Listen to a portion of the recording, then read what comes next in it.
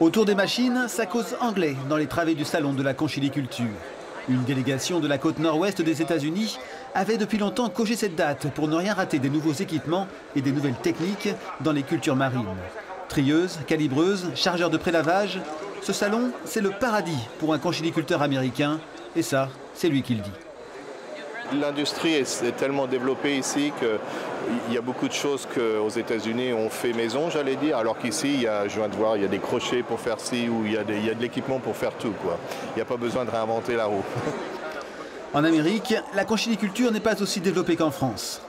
Pas assez, en tout cas, pour soutenir la production de machines spécifiques.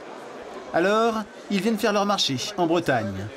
Une fois n'est pas coutume, en matière de conchiliculture, ce sont les Français qui exportent leur savoir-faire et leurs machines outre-Atlantique. Déjà, c'est la reconnaissance de notre leadership sur le marché de la conchiliculture aujourd'hui.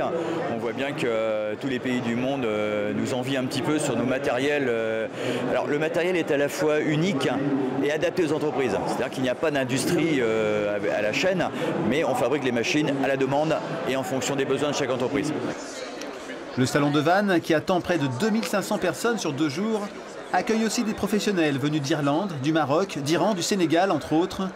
Alors qu'on parle souvent de surmortalité des coquillages et de pénibilité du travail, cet afflux de visiteurs internationaux devrait faire du bien à la profession.